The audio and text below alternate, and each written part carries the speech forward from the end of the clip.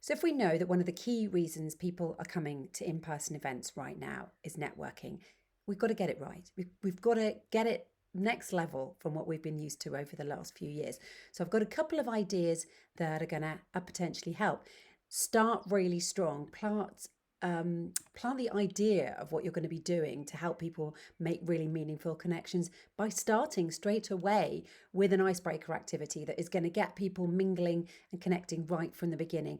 It could just be a fun group exercise, it could be speed networking, even a themed game to break the ice. But just start breaking down those initial barriers and encouraging meaningful conversations.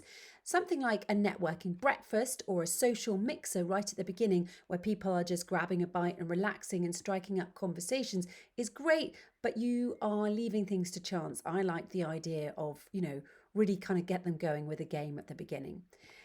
The next thing I think is really effective is to have some really interactive formats that are encouraging people to participate right from the start in your events. So you want to be thinking panel discussions, fireside chats, interactive workshops, but with attendees really being able to collaborate and learn from each other, so that when people stand up, they are and being asked to contribute, they really are. So you're saying, hey, we've got a question from David. David, what do you do? David says what he does, and then you get his question from him. So he's already being able to introduce himself to the crowd, and that starts to get everybody doing that when they ask questions.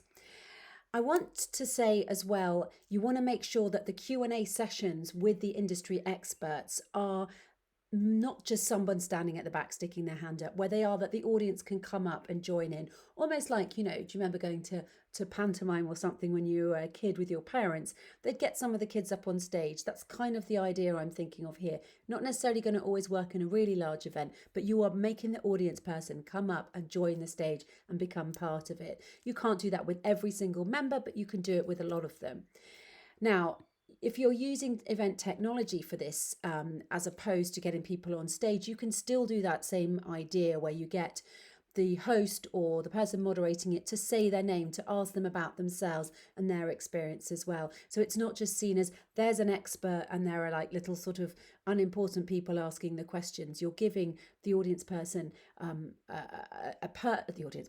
person in the audience, or the person on the panel, or even the virtual contributor, you're giving them a name check. You're understanding what they do, what their relevance is. Then other people watching will have known them, and so when they next go and see them alone somewhere, they can talk to them and they've got a connection. And it really helps start that, as well as giving valuable insights and showing who you are to everybody. You want to be using technology if you can, but only to enhance the networking experiences. Don't just put it in because it sounds good. It needs to be really facilitating something, like getting the matchmaking right so that the right people meet the right people. Now, of course, we know there are lots of ways of doing that with virtual reality or augmented reality experiences. Use those, but only if you think it's the things that your attendees would really want to do. You want to be going beyond the traditional networking, creating something really innovative.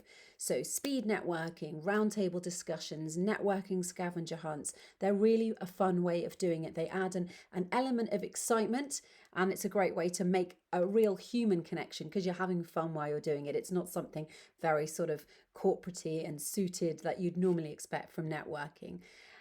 The thing is, you want to leave a lasting impression with your networking. So I think sometimes, you can have a really amazing final keynote speaker who's really inspiring everybody and recapping what's going on in the event. But then if you can wrap it up afterwards where everybody's sort of talking about that keynote and then maybe ask their questions on it. And sometimes just having ambassadors inside the networking who can go around and ask that. What did you think of that last keynote? What's it going to make you do, to kind of get those conversations going? So you want to be keeping the momentum high as well after the event is over. So you can almost still be kind of doing that networking with social media platforms, online communities, actual forums that are there to facilitate post-event discussions where everybody's sharing their key takeaways. And it can be almost like a competition that you get people to do as they leave. Remember, we want to hear what you've thought. If you share on this forum what you've thought and what you think of, then you'll get this prize, or there's the opportunity of this. Anything you can to be encouraging attendees to be connecting and continuing the conversation long afterwards. You just need to step out of the traditional networking box, I think, get really creative, and really make something memorable out of your event with your networking.